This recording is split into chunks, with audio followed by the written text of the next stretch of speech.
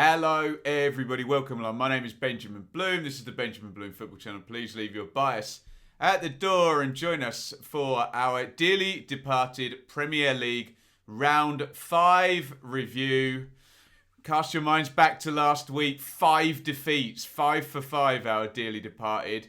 Well, this week, a couple of victories, a draw, and unfortunately a defeat, but it was in a dearly departed derby. So hopefully a little bit of a better mood around, apart from for one of our teams. As you can see, our 5 teams this season are Leeds, Villa, Norwich, Watford, Brentford. Why those 5? Because they are the teams we've covered on this channel before in the Championship, who found their way up, and we find it a little bit hard to say goodbye. And I think Jay, our fan sponsor, would definitely echo that. Dearly departed, also known as Ben, couldn't bear to lose us.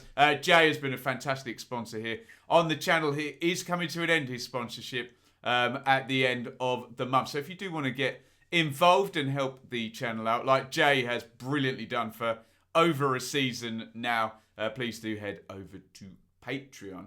Right, leading the way still for the dearly departed are Brentford, who went off to Wolves and won 2-0. It is an away win for Brentford. They've ticked off a few things. They ticked off the first win, the first home win very quickly, the first clean sheet. They've gone away and got points over at Palace. I think they had a 0-0 draw as well. Did they at home? We're on to round 5 now, aren't we? Narrow defeat, late defeat against Brighton last week. But they're going to go off to Wolves and get the win here. Remember, Wolves have come out of the Championship recently, and a couple of very high finishes for them. I think a couple of 7ths as well. So good scalp this for Brentford to go there and win 2-0. There is your Bees team. Nice and settled. Raya in goal. Aja, Janssen, Pinnock. Henry and Kenos are the wing-backs. Janelt, Norgard, Baptiste. Again, he's going to get red carded, so he's definitely not going to be playing the next game. Up top, Tony and Buemo. So look, settled 11 where they can do. Settled system. Club, slow trend up for a long time. That helps when you go into the Premier League. We mentioned that a lot in terms of Brentford. Continuous baby steps. And they seem to be making good strides in the Premier League, particularly over these first 5 games. For Wolves, in goal, Sarr. Across the back, Kilman, Cody, Saiss. Wide, Marcel, Semedo, Neves, Moutinho, Traore, Jimenez, and Trincao up top. But Brentford are going to get themselves way in front by half-time. They're going to have the 2-goal lead. And I'm surprised not more of these get given, but this is an obvious rugby tackle, isn't it, by Markow on Ivan Toney. Obviously knows Toney is the danger man, but look at the referee as well, just staring intently at the 2 players. And I think they said in the commentary on BT that, okay, start holding, but when you keep holding, run with, and essentially the 2 of you go down together, you know a penalty is going to be given. I'm sure Wolves fans were probably more disappointed with their player than the referee on that one. And here he comes, the coolest penalty taker in the world, Ivan Toney, who steps up and scores yet another penalty with that brilliant death stare technique down the middle. Thomas Frank has said he's the world's best penalty taker.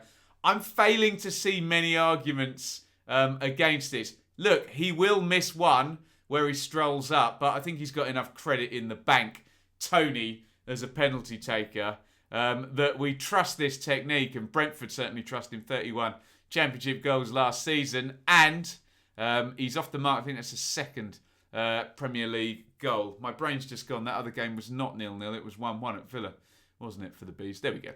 My mind is ticking as we go. Brentford lead 1-0. There, could have led 2-0, but I think they're banged to rights with this one on the VAR. Flips forward to Toney. You can see hits the arm there. And we know 2 things in the wording that rule this goal out. One, below the line of the sleeve. I think that's fairly conclusive, isn't it? And 2, deliberate or not deliberate in terms of handball, goes out the window if you immediately score after the handball. So Brentford fans probably won't care on this one because they're going to go on and score another one before half-time. But probably the right call on the penalty and the right call on the handball. Give referees credit when they get it right, everybody, and VAR. And speaking of getting it right, Mbeumo and Tony have just been getting it right. And look, this is the tap-in for Mbeumo, but it's all about Tony, who gets touched tight with Killman in the build-up, drives him down the line. Okay, there's a mistake from Killman, but maybe Tony earns his bit of luck. And then after the mistake where Killman slides in and does not deal with this, it's then excellent from Tony. Into the box, engages, waits for the right move, bends the cross in, and Mbeumo, as long as he makes that run, just guides it into the empty net. Good play by the front two. Excellent stuff from Brentford. Only blot on the copybook, really. We spoke about rugby tackle for the penalty. Here's another one from Baptiste on a yellow card. Trying to stop the counter and not doing it very subtly. Off he goes, second yellow. Out he goes for the next game, of course.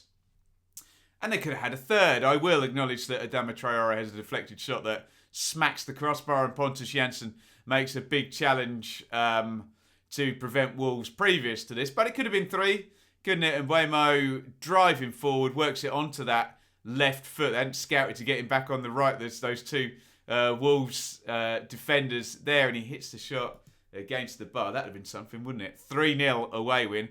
As it is, first world problems for Brentford. They'll just have to take a 2-0. And look at the numbers. Look, 62-38 possession in Wolves' favour, 11-9 on the shots. However, 0 shots on target for Wolves, 3 for Brentford. You can't win a game, or you'd be very lucky to win a game without any shots on target. I know own goals and things of that nature exist. 4 corners to 2 for Wolves. 3 big chances apiece. And what this is telling us is that Brentford are perhaps not the overly expansive flow inside that maybe they once were in the Championship. Maybe they've got a far better balance. Remember when we watched Brentford in the Championship with Ben Rama and Watkins and Mopai, etc. for a couple of years by? It was, Brentford are beautiful to watch, but they're flaky. You know, they'll lose important games, and, you know, they don't have that game management. Now, you really can't say that anymore for Brentford, because look at those numbers, but look at the game management and the finishing and the quality of their forwards here. You have to applaud it, really, don't you? Let me know your thoughts on this one. We'll look at the table at the end of the show. It's 8 points from 5 games for Brentford. Very, very good start. 2 wins already. Looking good for the Bees. Get your thoughts in the comments. And on we go to talk about Aston Villa 3, Everton 0. And this is another pleasing one that can make me smile if I'm wearing my dearly departed hat, which seems to have become a quote now, of mine. Because we sat here last week and felt like we were apologising for a 3-0 defeat for Villa at Chelsea, where, you know, Chelsea had finished well, but maybe on another day, Villa, particularly the times Chelsea scored and the Villa performance in the first half, maybe it could have been closer. And I think we can say the opposite maybe this week, where Villa concede some chances in the first half to Everton and then sweep them away with some good finishing. And what you could argue could have been a tight game stretches out to a 3-0. So I'm sure Villa fans will be very pleased to be on the right end of that possible scenario. Let me know how fair a comparison that is if you're a Villa fan. And they stick with the new system as well, with the 3 centre-backs. We were trying to figure out how they would configure Bailey and Buendia and Ings and Watkins already there, etc. This is the way at the moment, and it seems to be working, doesn't it, on the evidence of the first couple of games, with the caveat, yes, they went under to Chelsea. Martinez returns in goal. Mings, Tuan, Zabi, Konza is a back 3. Target and Cash at wing backs. You can get a goal out of Cash from right wing back this time. McGinn, Louise and Ramsey. Solid that. And we know sometimes the easiest way to get a front 2 on the pitch now is to go to a back 3.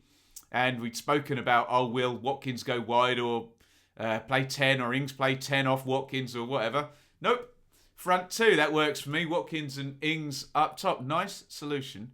Where you fit in Buendia and Bailey, well, problems that Dean Smith, they won 3-0, may have to solve. Bailey's going to come on and have an influence in this game. As well, for Everton, Begovic in goal. Godfrey's going to have to do a turn at right back. Mina, Keane, Dinya, Iwobi, Alan, Decore, Townsend, Gray, and Rondon. And I think we're going straight to the Villa goals on my pictures, but Everton possibly could have got in front in the first half, couldn't they? But we won't worry about that with our dearly departed hats on. This is a great goal by Matt Cash. I don't know. Cause and effect, correlation and cause. He goes wing back, he gets a goal. It's a good move as well. Nice little one around the corner for Cash to chase on. Left-footed as well, and he drills that one in. Cash, lovely goal into the second half to give Villa a 1-0 lead. He looked overjoyed with that one. I think he might have had some friends and family or something. He was running off pointing to somebody up in the Trinity Road at Villa. Here comes the second, and you make your luck sometimes. Bailey swings in a dangerous corner. Dinya on the near post tries to deal with it, but in doing so does the worst thing possible for those three players arriving behind. I can't quite see who that is. Keane and Begovic are the Everton players. Who's being marked there for Villa? What is it? Watkins? Or is it Ings? I can't tell you. I can't tell you with the back to me there. But anyway, Dinya takes it away from all of them, and it kind of flips, and Begovic is stood there, and the ball's just flown by him in on the near post for 2-0. And then the game stretches away from Everton. You've got to love this goal. This is a great goal by Leon Bailey. We talk about players being direct.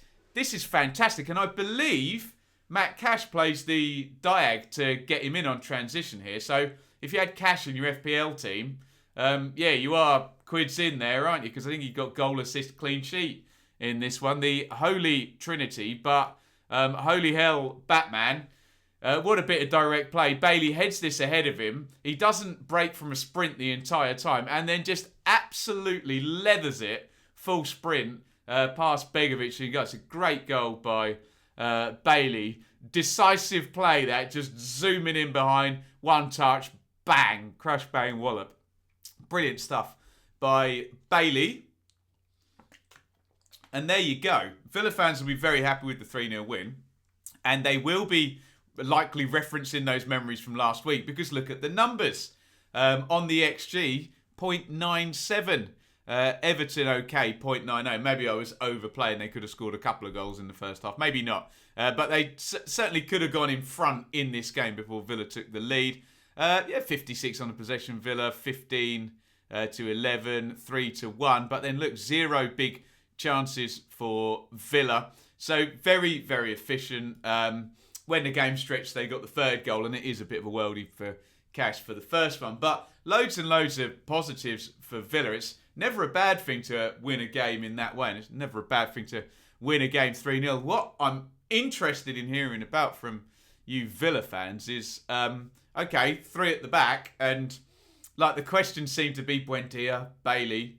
No, Tuanzebe in the back. He gets into the team, and I like it, and I can see Dean Smith sticking with it as well, which for Buendia and Bailey particularly, maybe Bailey can get in as one of the forwards or be an impact sub, but Buendia as well is not going to get in that flat midfield 3. He needs to go a little bit further forward in a wide right or a 10 position. So interesting, but good problems to have for Dean Smith if those are players that aren't making the 11, and he can bring them in and switch things up during the game. Let me know your thoughts on a nice win for Aston Villa. 2 for 2 for the dearly departed here. Villa 3, Everton 0. Get in the comments. On we go to a dearly departed derby. So, as ever, when I'm talking about Norwich 1, Watford 3, I have to balance this out with my enthusiasm and pleasure at Watford getting the win. But Norwich are one of our teams here as well. And there's the yin and the yang when we're describing this one.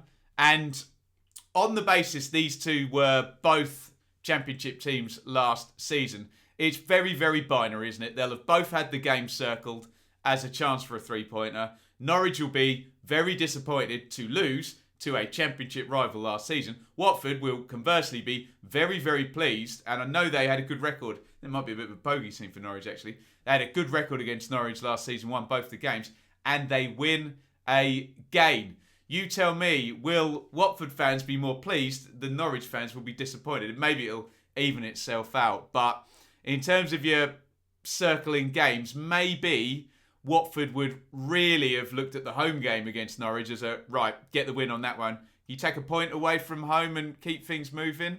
Who knows? So from that point of view, it might be a slight bigger disappointment for Norwich in a game against one of only two teams they finished above last season, and the home game as well. But, well played, Watford, and they get the victory. There's the Watford team. Ben Foster gets in there, no back man. Firmino, Ekong, Cathcart and Rose. Kuchka and Sissoko in the double pivot there. Sarr, Cleverly, I'm not sure Cleverly would have played 10 exactly. He's more an 8 because he literally wears 8.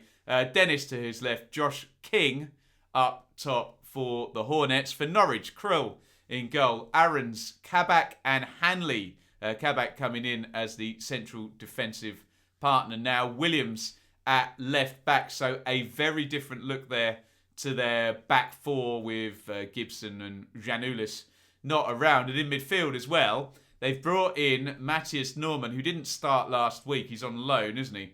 To help out Billy Gilmore and Kenny McLean. Maybe a bit defensively. We have pointed fingers at that central midfield area and said, can Norwich stick in a player there?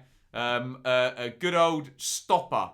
Maybe Musa Sissoko on the other side. I suppose he's a bit more of a free spirit than a stopper. But you take my point. Up top, Sargent starts. Down the right, Rashicka down the left. Pookie, as ever, is the number 9 for Norwich. Watford, though, take the lead. And we've got to look at this from 2 points of view because we cover both Norwich and Watford here. First, from a Watford point of view, lovely cross by Kiko Firmino from the right-hand side. Swings that over beautifully. And then Dennis gets the run, and it's a lovely header, isn't it? So from the Watford point of view, you'd be pleased the fullback's forward. Left side attacker coming across, getting in there. Good cross, good header, good execution. You're a Watford fan, you're really, really happy with that. If you're a Norwich fan, you are, again, banging your head against the brick wall because, yes, Watford moved the ball reasonably nicely, but it's hardly incisive cut-through passing up until the cross. And there's 3 Norwich players over there. I think it's Rashicka, Williams and McLean. And it's a 3 against 3, and all of a sudden, they managed to get an overload. And if you're a Norwich fan, you're saying, how the hell is that guy free to cross the ball? And I think Rashicka and Williams at one time both go for the same player and leave the crossing player, Firmino, open. Again, if you're a Watford fan, you'll say the passing is nice, which it is, but it's hardly siving through, isn't it? So again, we're playing with Norwich. We're playing the can they be harder to score against game? And I think the answer is yes. And you have to say in credit to Watford here, once that crossing position is open, it's a lovely cross and a lovely header. 1-0 Watford.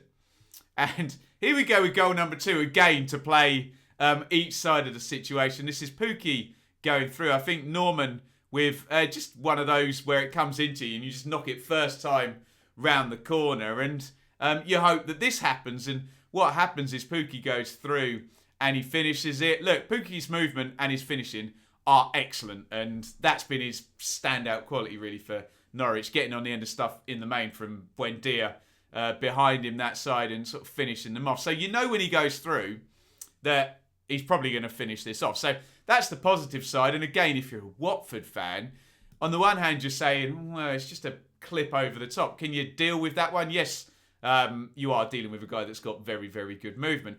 And then, I suppose you're saying in terms of Foster, he's in no man's land there. You either want to be, I don't know, I wish I had the Sky Sports thing, I could move him a metre closer, in which case Pookie's got to come out with a dink or a through the legs or something of that nature. Or, can you be further back, Pukki has to take on a more difficult angled finish then across you, which I suppose he is capable of hitting, and then make the charge a bit later. So, again, it's yin and yang. Norwich fans will be pleased with that one. Watford fans will be disappointed. 1-1. And then, I think we can just go into disappointed mode for Norwich fans on this one. Ismail Assar on the near post. I think it's Josh King that's stuck him across. And it's easy in the end. King squaring it back to Sarr, who's a fine player, isn't he? We really enjoyed him in the Championship when he was able to turn it on last season. Smacks that one in from the cutback. You're going mad if you're a Watford fan cheering that goal, but you again, and it does feel like we have said, like when Salah scored against Norwich, yeah, good finish, and praised a couple of the Man City goals. But again, how easy is it? I think I saw a tweet from a Norwich fan of the build-up of this move, and the team shape is horrible, and then nobody tracks the runner in behind. It's just a slide in, and then you can see it must be Hanley and Kabak. They're both gathering together, and for Hanley, I understand he takes up that position on the near post, but his wing mirror's there. He lets Sarr just run right round in front of him, and you got to get the block on in that near post position, and Sarr makes the run around, and it's there's too big a distance then after it, and I'm sure the Norwich fans, not that they're going to want to be discussing it because it's irritating, are going to be saying, you can't just let him run right round in front, an easy finish in 2-1. Watford, we're into the second half. By the way, there's a great tackle in the first half to deny Sarr from a quick counter-attack move as well. That may have been by Hanley, actually. So we give him some credit for that, but just gets caught on his heels there on the near post. And, yeah, here's the third goal. It's Sarr again. And, yeah, it's just Watford taking advantage of bad defending by Norwich. They have to do a VAR check on that one. There's the slide through, and you can see, it's what angle is your body at, and you can see the foot there in front of the shirt sleeve, So I'm okay with that.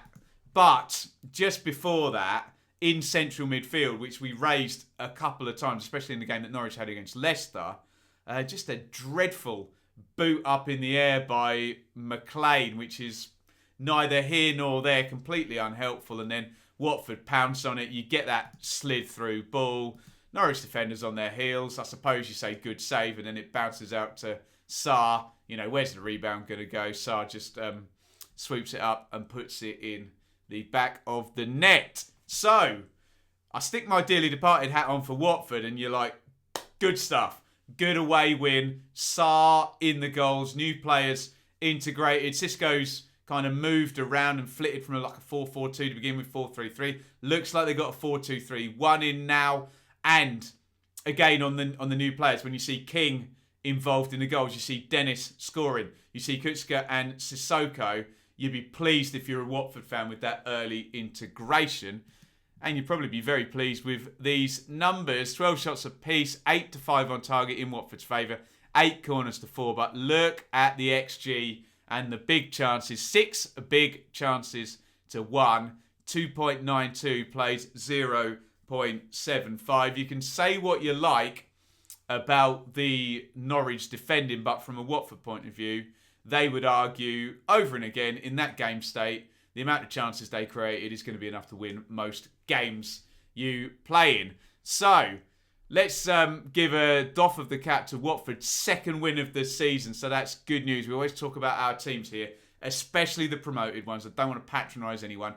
Just get above a point per game and stay there as long as you can, so you're not chasing it. You're not coming up to game number 30 with Bruce and Dyche and Potter ahead, and you're Watford and you're chasing back from, 24 points or something. And yeah, it's doable, but it's hard when you get to that stage. So good stuff for Watford.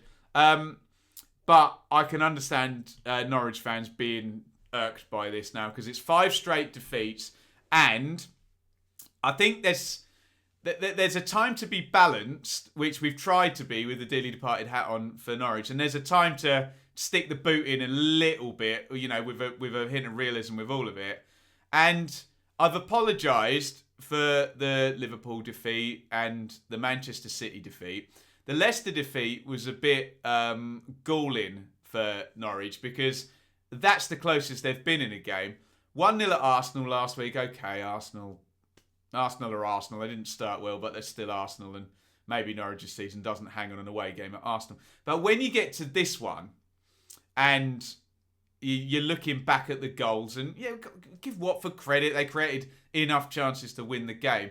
But it feels like we can sit here without being that pedantic person who finds something wrong with any goal. And even if you took Diego Maradona's goal against England, they'd find bad defending in it. Oh, Peter Reid should have fouled him, or fine, whatever.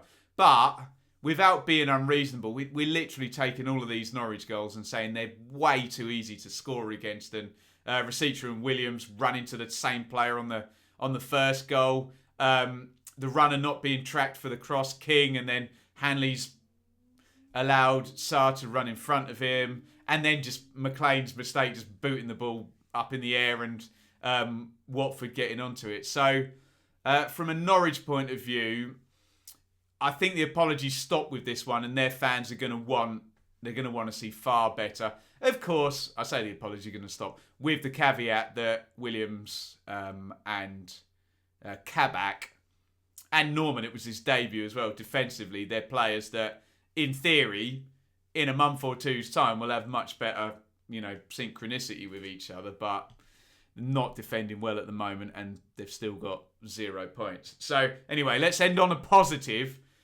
Good result for Watford, who created lots of chances, scored 3 goals, and new players and star players are performing for Watford. So let's end on the positive there. You get your comments in. Norwich 1, Watford 3.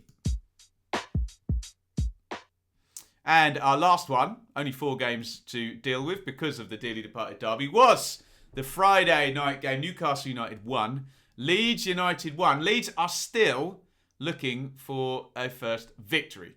Meslier in goal. And we thought things had settled there at centre-back, but Ailing's had to go and take over from Llorente there. I don't know whether Koch is about. So you've got a centre-half partnership of Ailing and Cooper. Dallas away goes to right-back. He play anywhere. Firpo at left-back. More settled as you go forward. Phillips sitting behind Click and Rodrigo. Rafinha wide. No Harrison. So James starts this one. That must be his debut, with Pat Bamford, as ever, starting up top for Leeds. We had some good debate, actually. I said about the team that played for Leeds last week, that's the strongest team. And we had some good, no, it's not. What about this team? Or, yes, it is. So we had a good bit of back and forth now. And I suppose with the arrival of James and this ongoing centre-half situation, we'll find out over time. Bielsa loves to stick to a team, so we'll find out gradually what the strongest team is, assuming Leeds can stick clear of injury. For the Geordies, Darlow in goal, Clark Lascelles, Hayden, Manquillo, Ritchie, Joe Linton, Longstaff, Willock, Almiron and St. Maximin. So no Wilson is good news for Leeds, but St. Maximin looked really at it, didn't he? Speaking of at it, Rodrigo is at it for this opening goal. It's a really clever bit of play by him. So you can see Rafinha's generated himself a load of space there.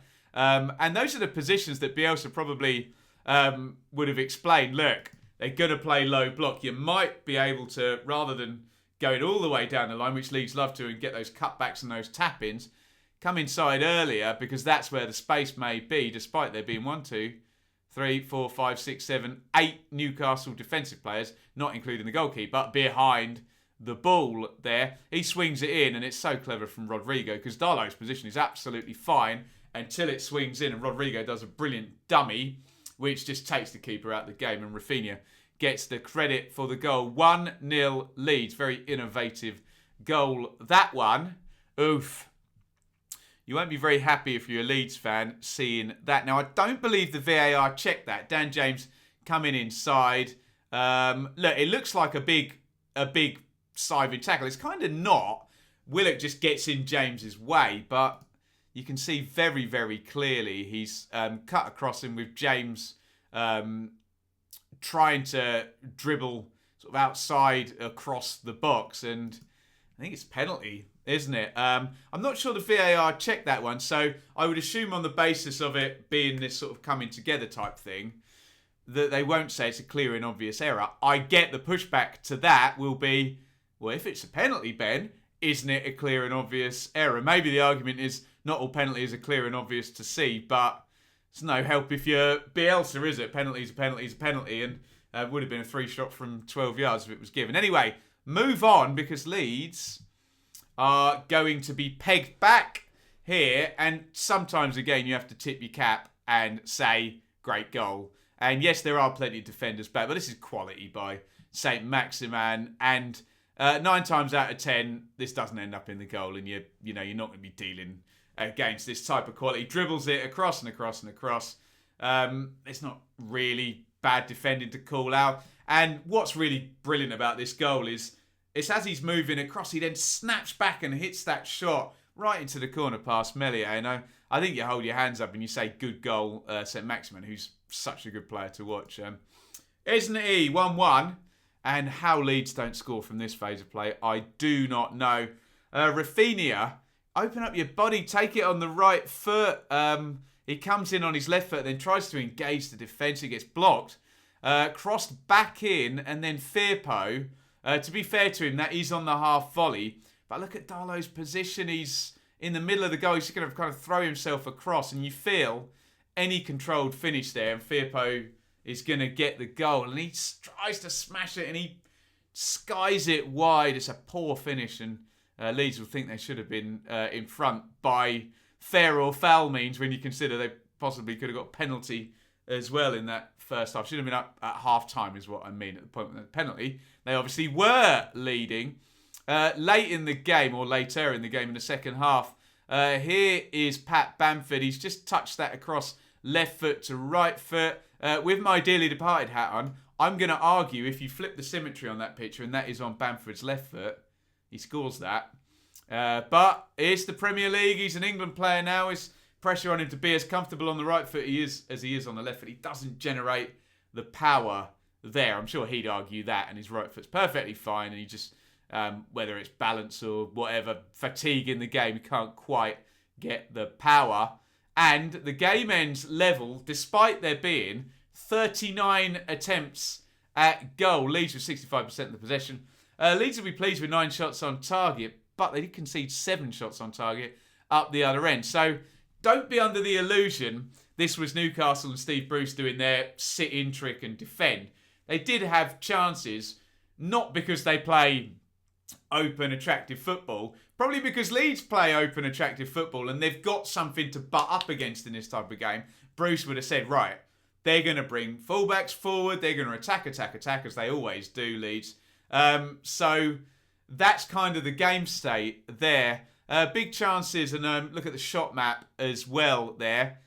Reasonably even. Look, Leeds are edging it by 0.24 on the XG. So, I don't know.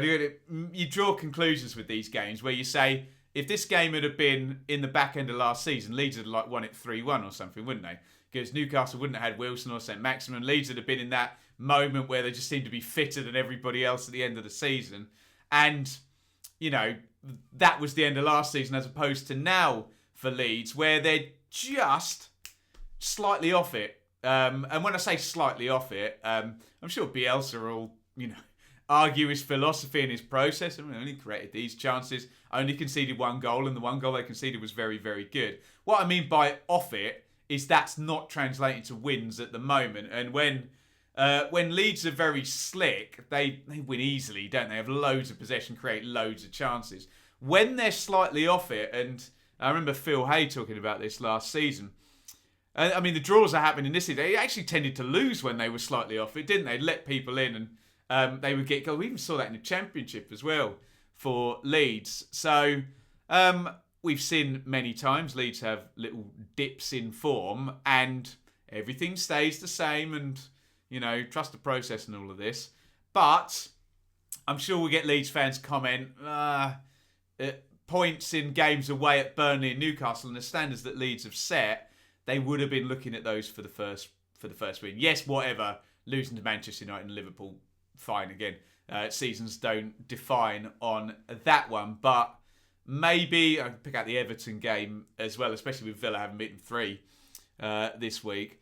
I think Leeds fans will, just be, come on, get this back into the fine machine that it was. Get your comments in on that one. Newcastle 1, Leeds 1. Right, what we're going to do is we're going to bring up the table, but I'll take a quick little look at my phone off screen here because these Sunday games are just happening. It doesn't massively affect what's going on for our dearly departed. And Brighton are actually leading 2-1 against Leicester, so that's quite good news because if Leicester won that game, they'd obviously jump up to 9 points and go above Brentford and Villa. It's at 86 minutes, so look, I apologise if something happens in the future that I don't know about. But as things stand, and there's no one else below Brentford and Villa who are our highest ranked dearly departed teams to play, as things stand, they will be 9th and 10th, which, look, Brentford would snap your hand off for 9th now. That's the standard set by Sheffield United and then by Leeds last season. That's the high watermark over the past couple of dearly departed seasons, isn't it?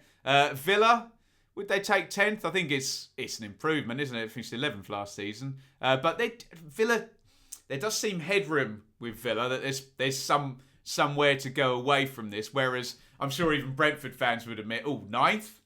Maybe you still take 3-4 places off that and they'd be happy with a 13th or something, wouldn't they? For sure. So good start for Villa and Brentford. And of course, don't count out Watford. 11th place, 2 victories. Their 2 victories have come at the expense of Villa and Norwich, 2 of our teams here. But they're putting points on the board. A 3-game losing streak. Not what Watford fans want to see, but they are above the points per game. And I'm